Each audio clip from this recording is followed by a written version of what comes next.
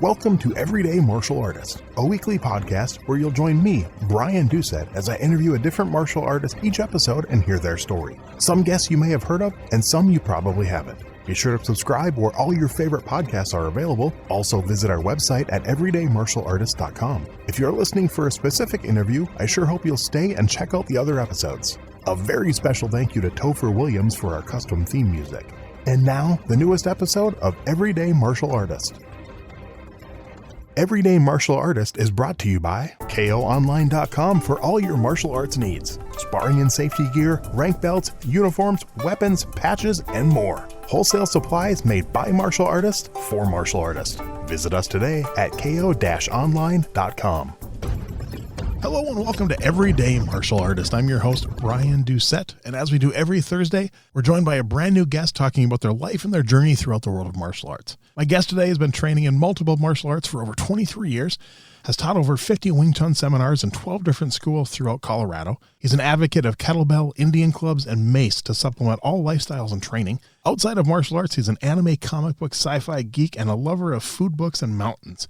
He's also a head coach at Red Forest Chinese Boxing and the co-host of Kung Fu Conversations podcast. Please welcome my guest today, Mr. Randel Davis. How you doing today, sir? I'm doing fantastic. I'm really happy to be talking to you, my friend. Hey, mine too. I know we've been talking about this for a little while, and you were a little under the weather before, but I'm glad we're finally getting able to get this done. I think you know how it starts. You've heard the show before, so let's talk about that first experience, that first spark. What led to your first interest in martial arts? Absolutely. The Karate Kid. Mr. Miyagi did it for me. You know, it was a specific scene, too.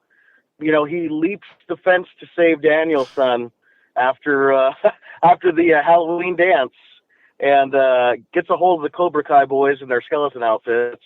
And it was that very last scene where Miyagi is shifting from cat stance to cat stance. Yep. And I had never seen, I was 5 years old at the time in the movie theater, and I had never seen a human being move like that. And as we know now, the gentleman that was doing that scene was actually Fumio Demura. Yep. Who you just interviewed, and it was an amazing interview. It was so cool to hear from him. So in a way, not only was it the fictitious character of Miyagi that sparked my interest, but it was also the real life man that is Fumio Demura. And I loved his story about that scene. That was really cool to have him tell that. So absolutely, yeah. That was that interview. I'm going to tell you, my friend, as a fan of your podcast, that was a very special moment for me as a fan and as a martial practitioner on this journey. It was great. I was so happy to hear it. I was so happy that you got to interview him. That was something special. And thank you for sharing that with the rest of us. Trust me, it was just as special for me. I loved it when he said yes. I was like, really? I didn't expect you to say yes, but hey, cool. Oh my goodness, that is so fantastic. Nice. Well, so from the movie, the movement practice was always interesting to me. My dad was really good about, or maybe not good about, the parenting fact that I was 5 and could watch, you know, a lot of R-rated movies. So, you know, I grew up in the Sylvester Stallone era, you know, Steven Seagal's early movies, Arnold Schwarzenegger, you know, the 80s. The 80s were my playground of interest in watching the martial arts and action movies. And so that was always great. It sparked my interest. I always loved it. I had a friend that I grew up in a little bitty trailer park up in the mountains of Colorado. And my friend was a Taekwondo. He trained in Taekwondo. He would go down about once a month in Denver and train down in Denver because there was really nothing at the time up in the mountains. Mm-hmm. And then he would also go down once a month and train at an Ed Parker Kempo school. Ooh, okay. And so to keep up on his applications, I was his sparring partner, so to say. I was more like his punching dummy, but he would show me some stuff, and I would get a few rotations of kicks and punches in myself. So that was always a part of it. And then, you know, a physical culture has always been a part of my life. My dad and we were selective cut loggers. I get to joke and do that old, that saying that I walked uphill both ways. It's not quite, but my first job was for my dad. It was at 10 years old. And Dad would cut fence posts, of course, with a chainsaw. I wasn't running a chainsaw at 10 years old, but he gave me this little tiny hatchet, and he had hand tied to these come-along ropes.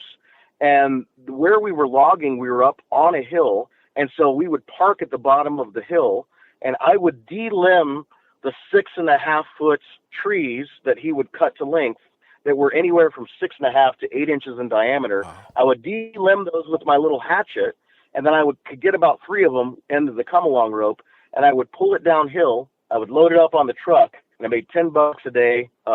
Dad, also one of his other careers in another life, he was a chef, so he would make these huge lunches. So we just sit, listen to, like 50s and 60s music, some Motown. That was our lunch break, and then we get back out into nature. We were hunters, fishermen, so physical culture was always a part of my life. I was late to the game of high school wrestling. I started as a freshman and competed my freshman and sophomore year. I was awful at it, but I absolutely loved my team, and I loved my coaches. Okay. As a matter of fact, one of them has gone on to have a very successful college wrestling career, and he is actually a coach. I'm going to mispronounce this gentleman's name. He's one of the wrestling coaches for Justin Gaethje or Gaethje. Okay. And Rose, Thug Rose, and is it the? I can't think of the other gentleman's name, but yeah, Ben Charrington. He's out there coaching some high-level MMA practitioners now, and his father was my high school wrestling coach. Okay. And since I was so late to the game, I would usually learn whatever movement or application they were doing at the time. I would learn, I'd get my own little private little lesson that would last about 5 or 10 minutes. And I would have one move that I would learn once a week. And so, like I said, even though I was so late to the game, I would practice that one move a week. And then the rest of the wrestlers would basically, the rest of the group would basically use me as a tackling dummy. But I loved it. We had great camaraderie. There was definitely much of a not only competitive but teamwork spirit, and that really was I really feel that was my first formal introduction to a martial art. Okay. Wrestling's been around since before we had written culture. So I think it's a primal thing. But the wrestling that I did at the high school was great. So then that was your first actual structured school of any type of training was wrestling. That's right. That's okay. Just good old high school wrestling. And then from there, I moved on to other things. I did more like track and field my junior and junior and senior year of high school. Okay. And then it was off to college in 1998 that I would first attend Mesa State College, which is over in Grand Junction, which is a university now. And I kind of missed wrestling, and I saw that they had a judo club.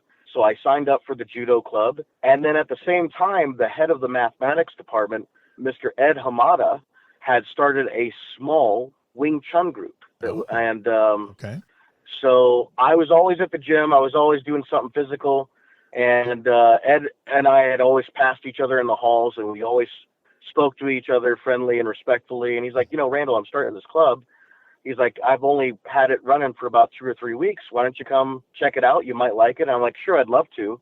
And I want to say that was in October of 1998, and I haven't stopped since then. So you were doing judo and Wing Chun at the same time. So what kind of, obviously 2 very different styles, what made you want to do them both? What was it about each style that drew you to it once you got a taste of each one? I didn't really, and this is going to sound hilarious, but I knew judo had a grappling background, and that's what I was really interested in, was getting back into something that had some, throws or, I could shoot in on people, those kind of things. Okay. So judo was kind of wetting my whistle again for the grappler style. Okay. But the Wing Chun, I had no idea what it was, Brian. It sounded foreign. It sounded, and the price was right too. I don't want to sound, but Ed's like, yeah, the club's free right now. I'm like, okay, well, I can afford free. And it worked in my schedule. So I wanted to try it. I didn't know what it was, where it was from, but I had the offer, and I really liked Ed. And any conversation that we had in passing, I always had a good time. So I was more interested in helping out a gentleman that I respected and liked as much as I was learning a martial art. And It just happened that I would fall in love with Wing Chun. So what was it then, thinking about maybe those first 4, 5, 6 lessons, what was it about Wing Chun that was so special and just you knew it would become part of your life? So Ed's teacher, who would eventually become my teacher, has a PhD in cognitive development and psychology, and Ed had a PhD in mathematics. Okay. And the way that they presented this art was as much of what gets tossed around as principle and theory. You hear a lot of people describe what that is.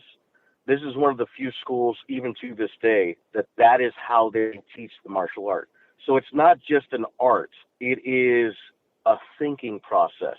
It is an attitude. It is a way to develop a learning style. And I had never seen anything like that, as well as an effective martial art.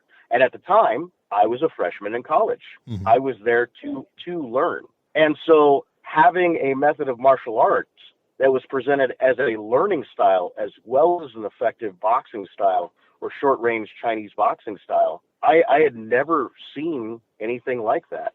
And so, when in Rome or when in college, when you're trying to have a degree and, study, if you have a way of martial arts that helps develop your thinking and your understanding of how to learn, what a great gift. Oh yeah. And again, I've never really seen the art presented or the style or system. Sifu Meyer really presents Wing Chun as a system, meaning that it has a way to loop and close itself off, meaning that almost everything in Wing Chun, the way that it was given to me, everything has a counter or a stalemate.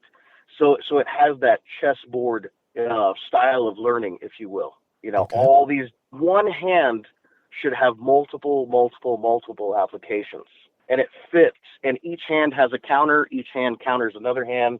And again, like I said, I'd never really seen any martial art presented that way.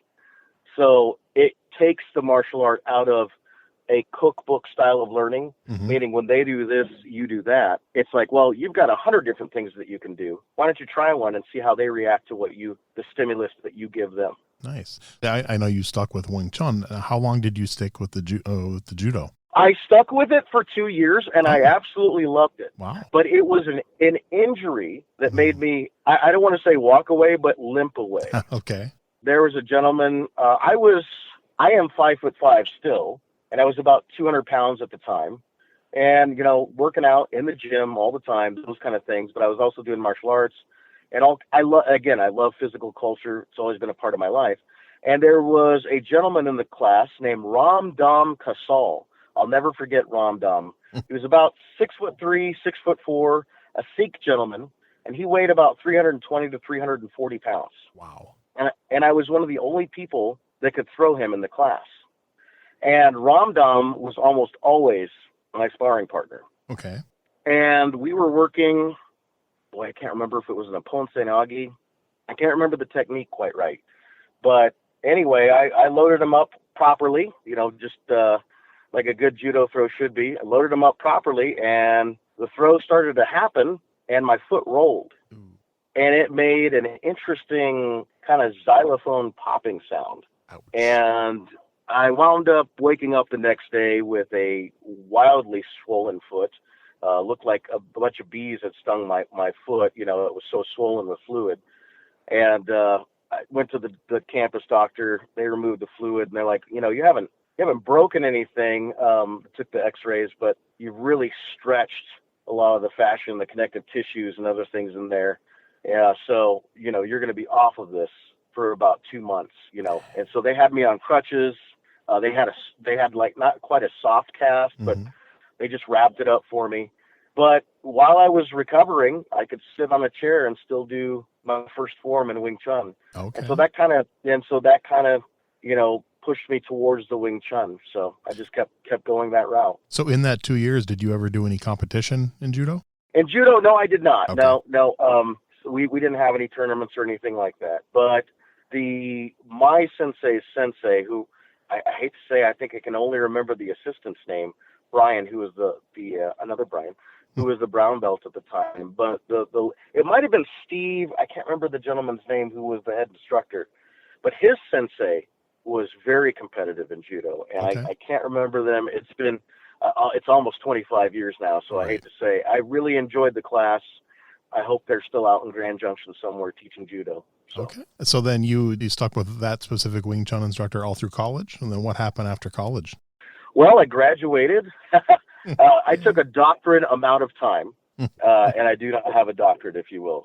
So I enjoyed my, 6 years at Mesa. And then I was working on a post-baccalaureate teacher's license down in Denver in 2004. There's a great college down there, Metro State, and it's basically a 4-year degree that you do in 2, but you already have to have a degree in like English, mathematics, something that you could teach with, history.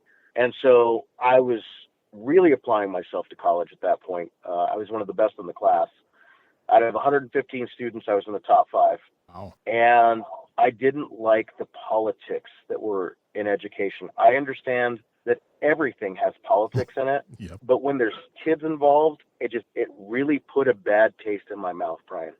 So I went back home to the mountains for a year, and that turned into basically almost a decade. I went back home to Granby and started working at a little rental shop at a ski area. And then in the summertime, I was working at the Grand Lake Golf Course. I got paid to mow the grass in the middle of the Rocky Mountain National Park. Nice. And I was still about once every 2 or 3 years, I would save up enough money, and I would go either bring Sifu Mayer to Colorado, which is in a principle-based method. And so once you start to know the forms and some of the drills, what he can do is, I call it the year's worth of teaching over the course of 3 days.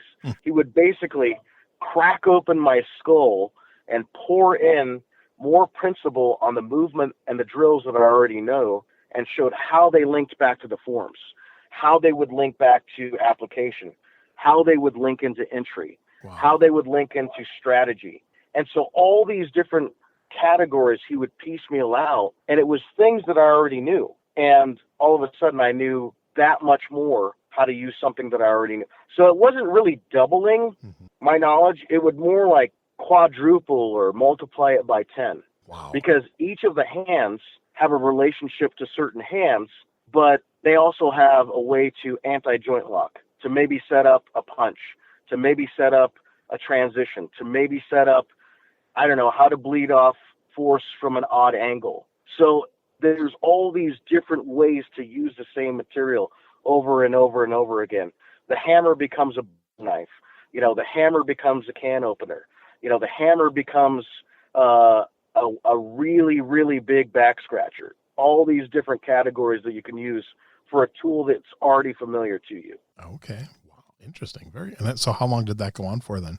I still train with Sifu Mayer today. But is it still only like every couple of years or more often? Right now it's still every only couple of years. It's just between work and we both have really hectic, busy schedules. As a matter of fact, he just did a big move from North Carolina out to California to spend time. One of his sons just had 2 granddaughters, so he's a grandpa for the first time. So that's been his main focus, which it should be. He's waited a long time, so is his wife. So he's more than thrilled to be doing that. But we're hopefully going to meet sometime this year and continue my journey into Wing Chun. And at what point did you start teaching yourself? I want to say it was 2004, and it was with a good friend of mine. And at that point, I wasn't publicly teaching. I had a good friend of mine that I had grown. It was, a matter of fact, it was a gentleman that was my friend that did Taekwondo and Kempo when I was a kid. Oh, okay. And so back in 2004, he had a room to rent, so I rented from him. And he's like, and he still had some of the old Kempo, and then he had dabbled briefly in Goju as well later on in his 20s. And he's like, you keep yapping about this Wing Chun stuff. He's like, you want to do a little light sparring? I'm like, sure. And so I was probably, I guess I was, 4 or 5 years into it at the point from 98. And we were doing a pretty good job of stalemating each other, and I trapped him.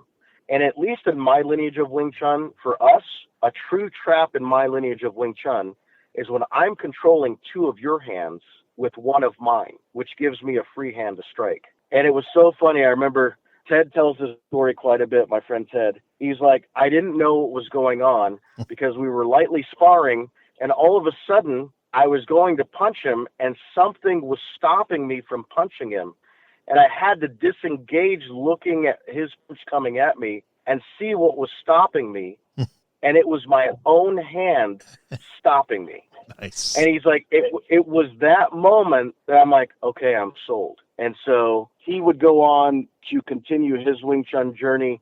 In about 2006, he met a Sifu that he really hit it off with, and he's gone on to become a Sifu on his own. Nice. So that's pretty cool. Okay. Yeah. Cool. You still can, teach to this day and everything. So Sure. First of all, Sure. what led to that? What led to after that student? When did you continue to teach after that? So I was still training with Sifu Mayer. Right. And I want to say it was 07 or 08 that he's like, you're still training with me. You're doing a pretty good job. You were an assistant instructor, because at Mesa, we had a club from basically 98 to 04 when I left Mesa. There was a 6-year club at Mesa of the Wing Chun Club, and I was one of the assistant instructors. Okay. He's like, I've seen you, instruct. He's like, I like how you teach. Why don't you be my state rep? I'm like, okay. So I was honored by that, which sounded great. And I wasn't openly pushing to teach it. I was busy with work. There's a joke in the mountains that unless you have millions of dollars, you work 2 to 3 jobs in the mountains. Yeah. Even if you do have a really excellent job like construction or selling real estate, you still have a part-time job once in a while at a coffee shop, because it is so expensive, even back in the 80s, 90s, to live in Colorado. So I was working 3 jobs at the time, but I was in my 20s, so I could pull it off. And there is an awesome bakery in Grand Lake called the Blue Water Bakery. I'm going to do a shout out to them. And it was run by 2 amazing people from New Zealand, Simon and Candy, and their son was a freshman in high school at the time. And they had traveled quite a bit with the kids earlier. And Nick had done Aikido.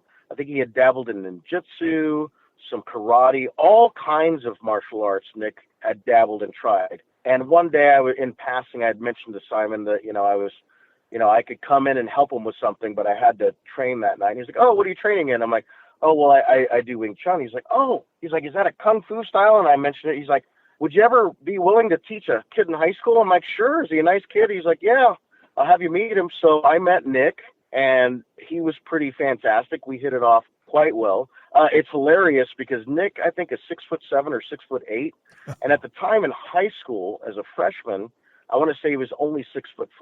Oh wow! And so I'm like I said, 5'5", and so it was very much. It's funny because I have multiple students that are 6'5", 6'6", 6'8". So I don't know. I guess opposites attract or whatever, or it's a Chihuahua teaching a Great Dane how to bark and bite. But Nick and I hit it off, and he's like, I've got a bunch of high school buddies that would like to learn this as well. And so I started a little class. It was very interesting because the way the bakery was set up, it was inside a larger building, and it had, I don't know if you'd call it a closed breezeway, but it had like a closed breezeway inside of it that had this weird rock, uneven tile floor. And that's where I actually held my class. Oh, really? And I would hold that every Sunday. I did that class for 3 years, I want to say. I didn't really start teaching that class till about 2007. Okay. I did that from 2007 to 2009. And Nick was interested in some white crane. He's like, I feel like this has some white crane origins. And so I found a gentleman in Denver. And his school has now closed, but he still teaches his students privately. There was a school in Parker called Parker Kung Fu. And I'd seen that he had trained in some white crane. So I called him up. I'm like, hey, I've got a student that's interested in some white crane. He's like, yeah, come on down. He's like, I'll charge this much for a seminar. So we went down to the big city off of the mountains and trained with Sifu Henton and had a really good time. And he's like, hey, you're really skilled. I'm opening a school in a year. Would you want to come down and do seminars at my school? I said, sure, I'd love to.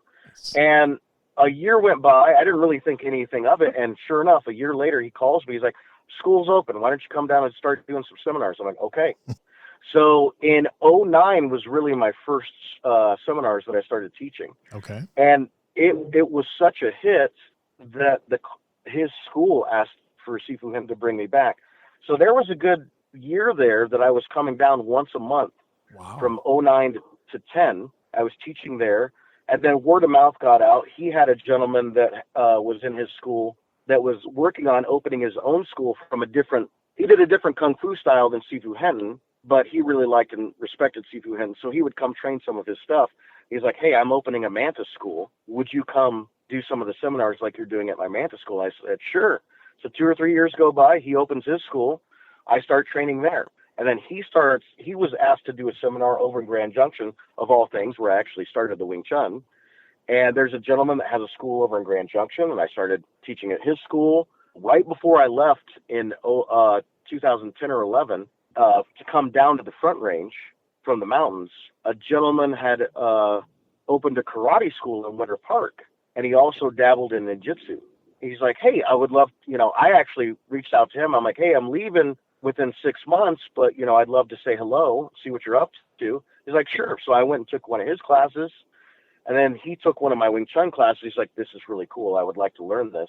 And so I came in and worked with his students, and then word of mouth got out. And yeah, it's eventually from 2009. I think there's been 12 different schools that I've taught at over the state of Colorado. Wow. So that's kind of cool. It is very cool. I like the seminar style teaching. It's even though Ed ran the class at Mesa, Sifu Mayer would come in twice a year. And I was always impressed. He always got the shine or the sprinkle part of teaching the system, because Ed had to be, your hands got to be in this position. It's got to be this way. So Ed was the den mother, if you will, that would make sure that we got the details right the 2 nights a week that we had the class.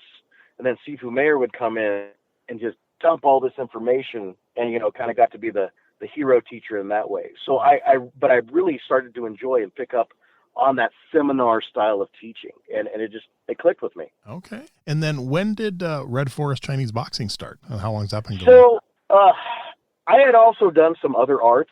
The summer of my freshman year of college, I found a white eyebrow or Pak Mei school in Longmont. Oh, wow. Okay. And I was driving over Trail Ridge through the Rocky Mountain National Park. I actually had mentioned this on another podcast, and I had shortened it. I lived in Granby at the time, so it was about 150 miles round trip. Wow. And I would go down to just practice once a week, and I did that for 2 summers. Okay. Fell in love with it. Another Southern Kung Fu style, by the way. And so many of the hands were similar to Wing Chun, but the stance, the posture, and all, and how you applied the hands were different. So I had different tactics, different theories, and I had worked with so many different people along the way. But I'll kind of tell you what Red Forest Chinese boxing is, and then I'll tell you what it's not. Okay. It was something that it was a seed that he had planted. He likes to use that analogy a lot. He likes to plant seeds and see what it grows into. Is it going to be a weed? You can pluck it out. Or is it going to be a garden? Those kind of things. Okay. At one point, I want to say this was in 2007, I was doing a seminar with Sifu Mayer, and he said something that will stick with me till the day I die. He's like, there's essentially in Western boxing a jab, a cross, a hook, and an uppercut. And that jab, cross, hook, and uppercut, with different stances, different lead hands, and all this other stuff, it winds up turning into like 64 strikes or something like that for Western boxing. I'm like, huh. He's like, but have you ever looked, Randel? He's like, we have an equivalent. It's not boxing, but it's Wing Chun's equivalent to a jab, a cross, a hook, and an uppercut. And the seed that it planted in my head started from wrestling, but I took it into a boxing context. Okay. I realized that in wrestling, think of it this way, Brian, a judo gentleman with an open mind that walked into a Brazilian jiu-jitsu gym could learn a lot because it's grappling. Right. A Brazilian jiu-jitsu gentleman with an open mind could not walk. You'd have to fly over to Mongolia, but he could take a class in the Mongolian style of wrestling known as Bok, and he could learn something because it's grappling. And that gentleman that does Bok wrestling could go to China and learn some Shuai Jiao and get something from it because it's wrestling. Just like the gentleman from China could go to Greece and learn something, from Greek wrestlers because it's wrestling. Right. And that Greek gentleman could go to India and learn their grappling style because it's wrestling. And I'm like, why doesn't striking arts have something like this? Because I can apply all my Wing Chun strikes with a full Western boxing glove on. So I wanted to pull out a piece of the Wing Chun that I thought was prevalent, which was our jab, our cross, our hook, and an uppercut. And I've got little drills that that are a part of our Wing Chun but I've done with boxing gloves and pads and things like that. So I could go into a Western boxing gym and show them the boxing part of Wing Chun that they would be familiar with to have that conversation. The stance is going to be different. The posture is going to be different. The setup's going to be different. But I can at least have a conversation with somebody in that Western boxing style. And I've actually done the same thing with the Xingyi that I've been practicing the last 9 years too. We have something that is kind of like a jab. We have something that's kind of like a cross. We have something that's kind of like an uppercut.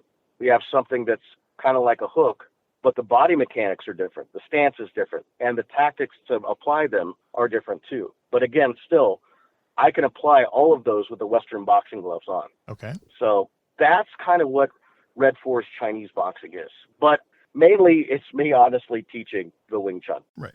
And so do you have an actual physical school for that? Do you have like full classes, or is it more private lessons? How are you teaching that? It's more, I have small groups, Okay. and it's more private lessons. Okay. I guess I'm one of the, it's either at my apartment or I have 3 or 4 parks that I frequent here in Longmont. Okay. Right now, I've been working with a group out of Denver that I'm very fond of. The group is Denver Shaolin Tai Chi, that also goes by the handle of 5280 Shaolin. Okay. And those guys come up and pick on me once a month, and then I go down to Denver and I teach down there once a month. So Nice. I'm seeing them about 8 hours a month. Okay. Between the 2 days. Cool. So yeah, and we're having a blast, and I'm getting more and more people randomly calling me and knocking on my door. So it is a love of mine. I don't know if I'll ever want a brick and mortar school. Right. I don't do it for money. I'm doing it definitely to pass on something that I think is rare, unique, and special. And so that's the reason that I do it. And plus I like training myself and having new people, new ideas, and new hands to work with. So it's the teaching of it is always going to be a part of my life and a passion. But I don't really think it's ever going to be my number one forte for finance. Okay, good. Well, that's good. That's a good reason to do it, though. So talk about then how you met Owen and what kind of led to the podcast. Sure. I moved down here in 2011 for a girlfriend, and we didn't work out, but the job worked out really well. But I was very fond of her. Some things went sideways. It ended horribly, and I was kind of in a dark place. And back to the movement stuff, I've always felt like moving is therapy. Right. And so I had a bunch of old friends reach out to me. And I'm telling you, I was actually talking to our friend Jared at the Martial Thoughts podcast, and it was like something in the force. Like random friends that I hadn't heard from in decades reached out to me. The first one, he's like, "Hey man, are you still lifting weights pretty heavy and have tight shoulders?" I'm like, "Yeah." He's like, "I found these light Indian clubs. You might check them out." So I got into that. And then I also had an old esoteric teacher, as I call him, when I was going to Mesa, Sifu Bill. I still pick on him every now and then. Very fond of Bill. And he had taught me some Tai Chi ball. And I was just using like soccer balls and basketballs to do this movement. Because, you know, the wooden Tai Chi ball is pretty expensive. I think the cheap ones are like $150. Wow. But they're worth it. They're amazing. But that being said, I pulled out my old notes on the Tai Chi ball. So I started doing that. I started finding the mace, the clubs, and the kettlebells at the time. And I've been doing all that for almost a decade now. But as I was doing that, an old friend of mine, and I want to say it was right at the beginning of 2013, my friend Steve was the main assistant for the white eyebrow class that I was taking, if you remember, at the beginning of the conversation. And Steve is, he is 30 years my elder. So I met him, I was 19, and he was 50 when I first met him at the Pak Mei class. And out of the blue, he calls me, and I don't know if someone got a hold of him. We don't really have any personal acquaintances, but he's like, "Hey, you're going through some rough times.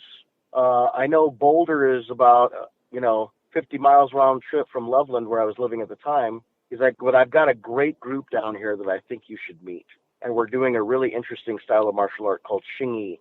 So why don't you come down and train with us? The first class is free. Just reach out to Owen." And I'm like, "Okay." And I just kind of needed to get out of the house, if you will, Brian. You know what I mean? Just kind of get away from my thoughts. And I went to the first class. I thought it was fun. And then it's only once a week. And then I went another day and I thought it was fun, another Sunday. And then I went another Sunday and I thought it was fun.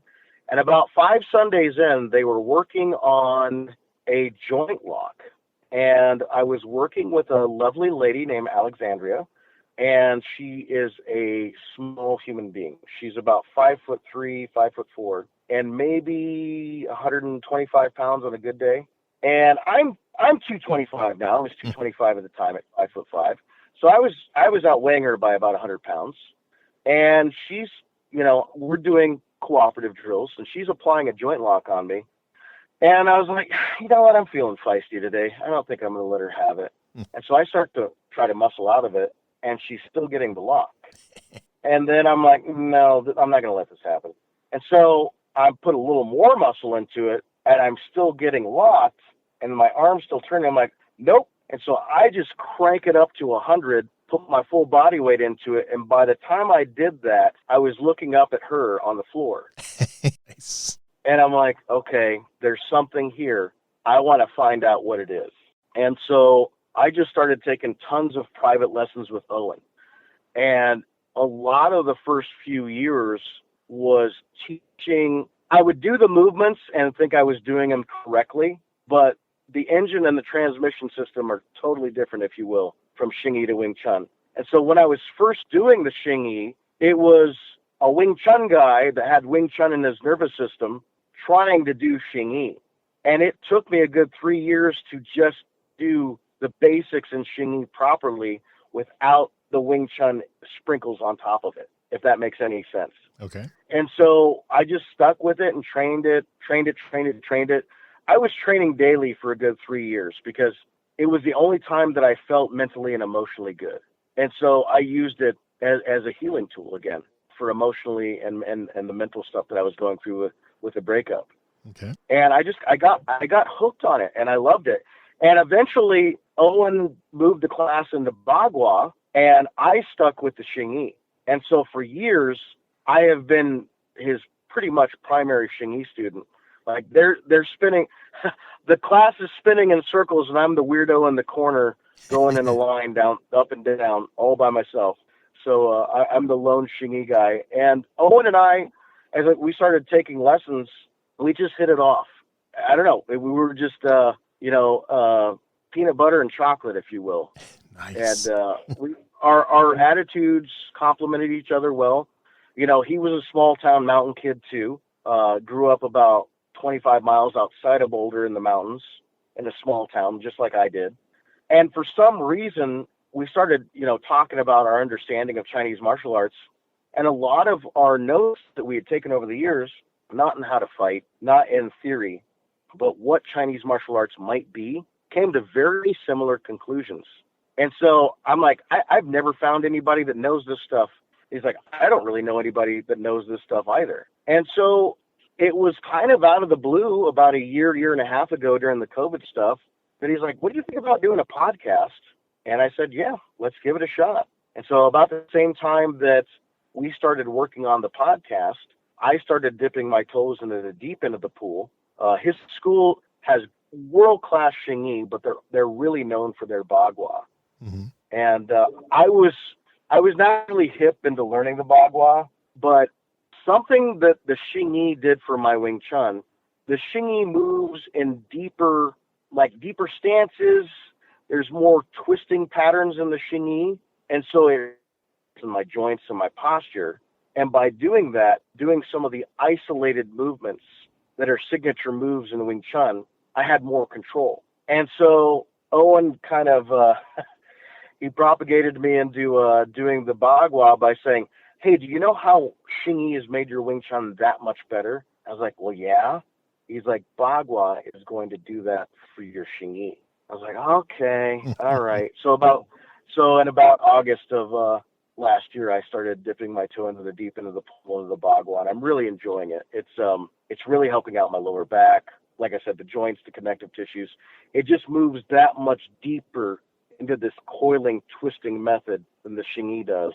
And so, yeah, I'm loving it. It's great. But yeah, we wanted to start up he mentioned a podcast, and we hit the ground running, and we've been at it. We just dropped our 20th episode a week ago. So how often do you do episodes, and what kind of stuff can people hear on them? Sure. So we try to do it bi-weekly. So you'll probably hear 2 a month. And something that, I don't know, everyone's trying to find a niche or create their own voice in the podcast world of martial arts. And I think that's great, because I think we need as many points of view, perspectives, and opinions as possible.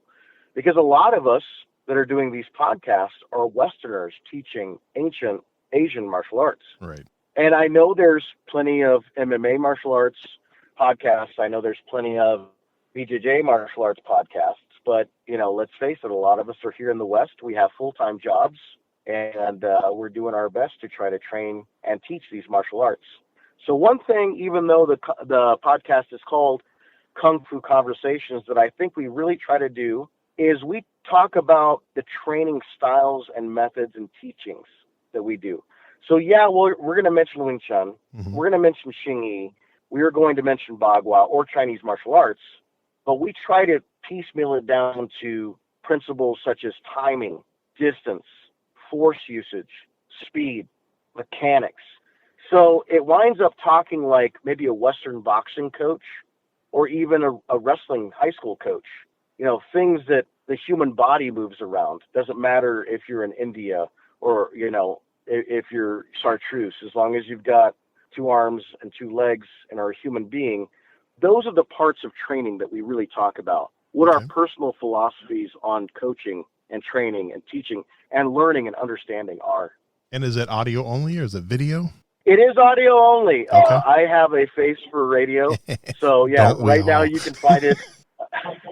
Right? That you know that old phrase. Right now I am on Spotify. We are on Spotify, Apple Casts, Google Casts. I think we're also on Pocket Casts and Anchor. Okay. So those are the ones that I can think of right now. Cool. I'll definitely put a link on the show notes for that for sure. So good. Awesome. Thanks, Brian. Nice. So what advice would you give to people looking to get involved in martial arts for the first time? You obviously you've been teaching a lot, and you have experience both in private lessons and actual brick and mortar schools. So what advice would you give someone looking to get into it? You know, some things to look for, some things to avoid. I never thought I would say this, but in the time of internet learning, in this age, in this modern day, I think the world is our oyster now, at least for martial arts. Now, can you become, you know, a high-level practitioner or a grandmaster without training in person and without having actual tactile sense and awareness? I don't think so. But if there is a style, if there is a person out there that you really want to train with, there are resources now that you and I never had growing up. Yep. Definitely. And so now, I never thought I would say this, but a decade into the internet learning, and then after being 2 years out of COVID, I would say you can go down the street to your local dojo or kun or whatever it is, check it out. I would say start in person. But if you don't have, I mean, there's still people that live in small mountain towns in Colorado that don't have dojos, but they have internet access. And they have access to the world. So I would say get out there and train it and get with it. Nice. Yeah, I know. It's a great point. Cause like even looking at my hometown, obviously I don't live there anymore, but my hometown where I still have family, one martial arts school. That's it. So people there have one choice. Whereas where I live right now, we have over 30 within 20 miles. So it's just, it's a big difference. Very much so. Very much so. All right. So you've been studying Kung Fu, very traditional martial arts, majority of your life. What are your thoughts on MMA and the UFC, and are you a fan? I am a huge fan of both, but I will tell you, I'm not a fan of the organization that is the UFC, but I am a fan of their fighters. Okay. And I have ones that I follow. I feel like a lot of people that are traditional martial artists, I really think that they'd be fine meeting some MMA people. It's one of those where you actually have to meet the person, I really believe. But like the organization of the UFC, I think we all can agree that they can get a little bit sleazy. So I don't have to like the organization, but I can cheer for the fighters. Right. I can be a fan of them. So I like MMA. I think it's fantastic. Yeah, I think it's great. And I think one of the things too that it's done, and a lot of people might disagree with this, but I think it's made us look in the mirror as traditional martial artists, and it's like, okay, what are we actually teaching? Mm-hmm. Well, is it a time machine? Is it something that's antiquitous? What am I getting out of this? Am I getting self-defense out of it? Am I becoming a fighter with this? Do I have a great hobby that helps keep me healthy and in shape and helps me meet a community and friends? And so I think we all have different reasons that we train. But actually taking the time to think about why we train and what we're training, I think that's a blessing. I think that that's something that we have needed for a while. And yeah, I love MMA. I think it's great. Good. I love the fighters. I'm not a huge fan of the UFC. How about that? I would agree completely. So, all right. Who are some names you would put on your personal Mount Rushmore of martial arts? That I would love to train with. Oh my goodness. I would have loved to have met and trained with Wong Q. That is my Sifu. Okay. He was a private student of Yip Man. Wow. And he was one of Yip Man's first students that was Western college educated. He was a civil engineer for the British government.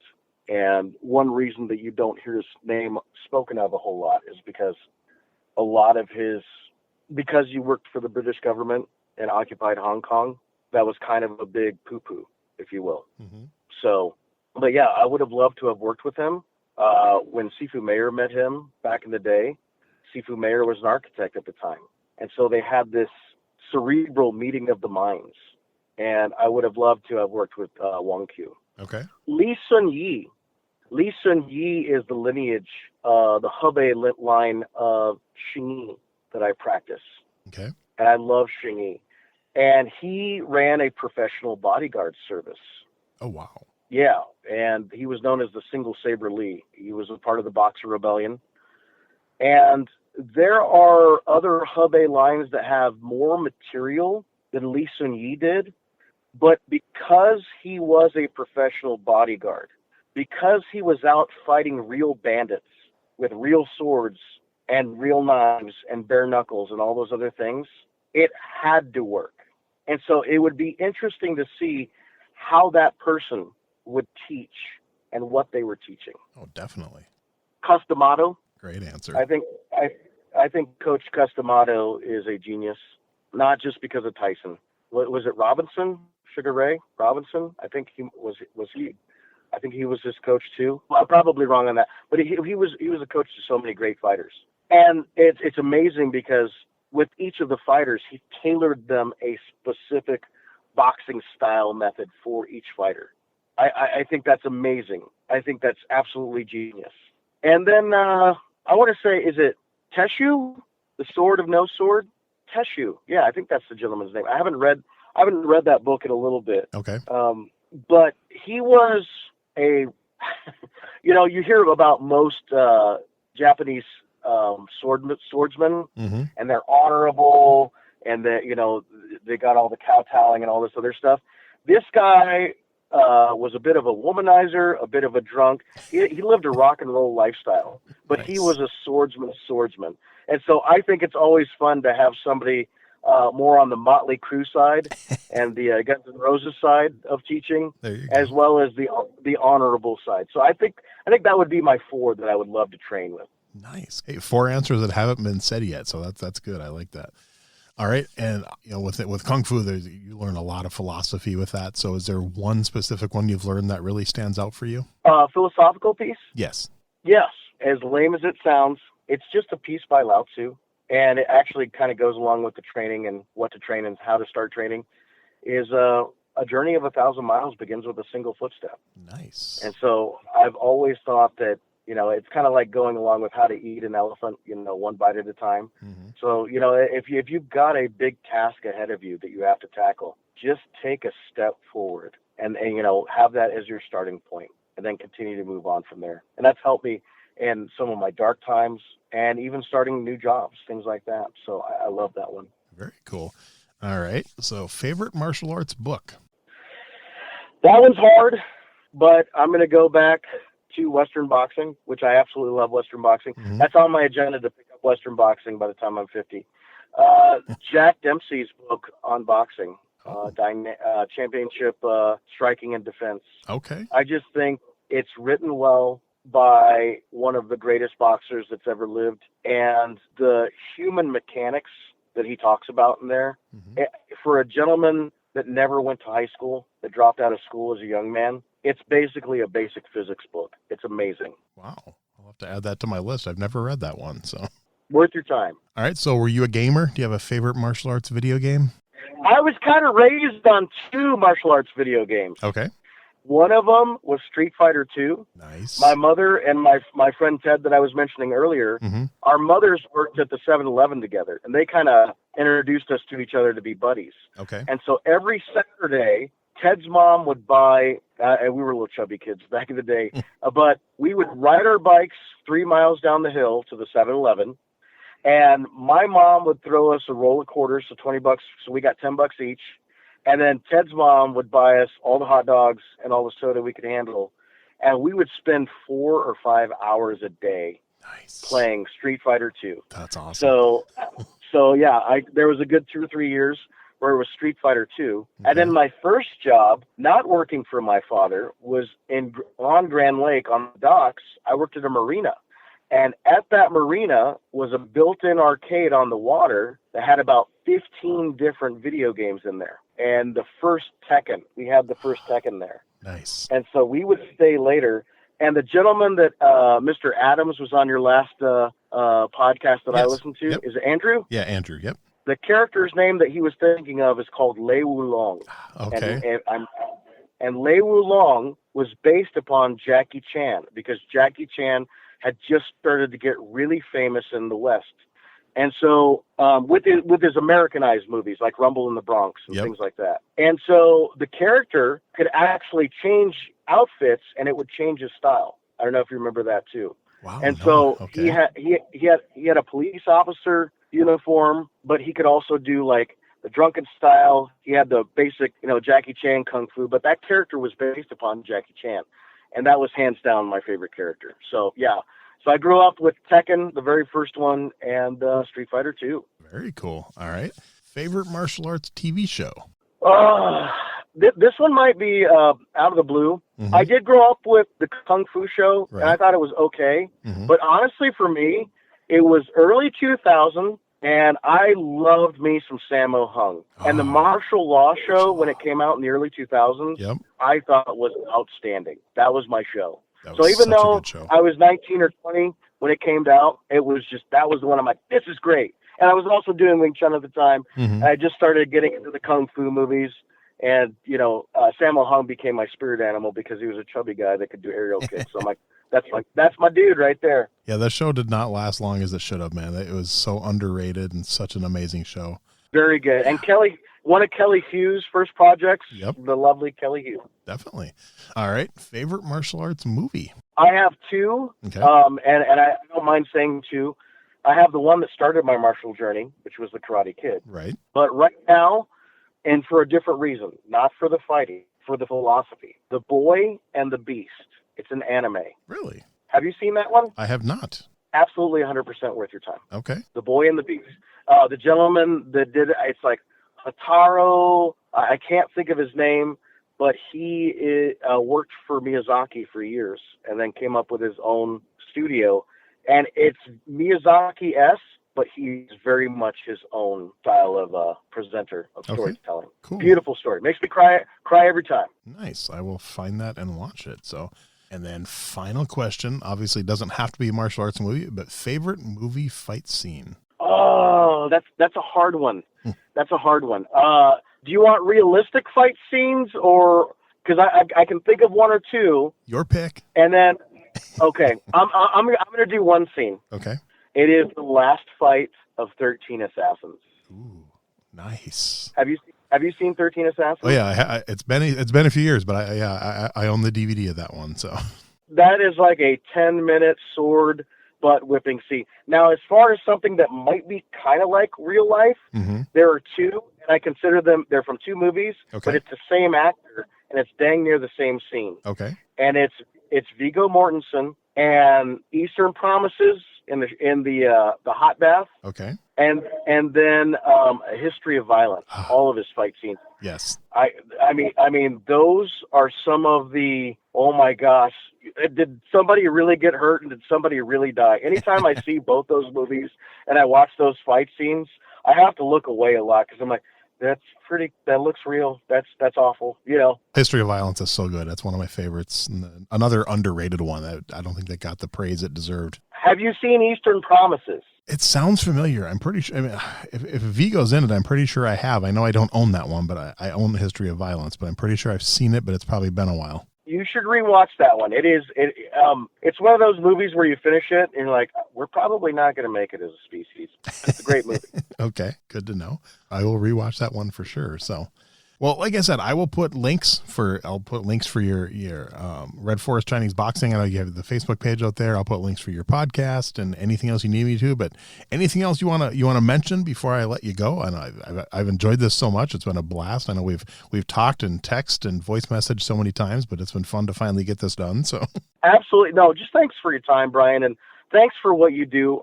Like I said, there's so many great martial arts podcasts out there. I just found one that I really enjoy, Conversations on Karate. Mm-hmm. I've been listening to a new one called Talking Fists.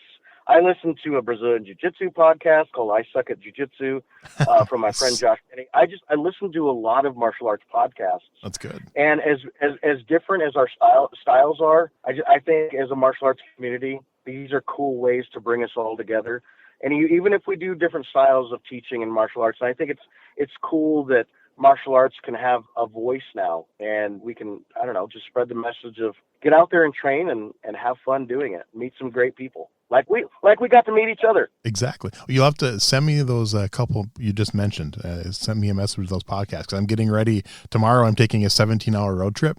So I'm looking for some new podcasts because I should have been ignoring all my podcasts for the last 3 weeks and building up episodes. And of course I haven't been doing that. So I'll need to find a few new ones and re-listen to some episodes and whatnot. But, I got about, 5 or 6 main podcasts I listen to, but not enough of the martial arts ones that I listen to. So I need to definitely add a few for a 17-hour car trip. Well, I'll definitely pass them on. You might find some new guests that way too. Oh, always looking for that too. So, but Randel, seriously, I appreciate your time and always a pleasure talking. And it'll probably be 2 to 3 weeks before your episode comes out, but I'm sure we'll be in touch before that. And it was a blast as always, and we will be in touch. Sounds great. Thanks for your time, my friend. Have a great one. Thanks for listening to Everyday Martial Artist. We hope you will join us every week for a brand new episode with a different martial artist telling their story. If you enjoy the show, be sure to leave us a review. Also, be sure to check out our website at everydaymartialartist.com. There you can find all of our episodes and contact us to suggest guests and ask questions. Again, thanks for listening to Everyday Martial Artist, and we'll see you next week.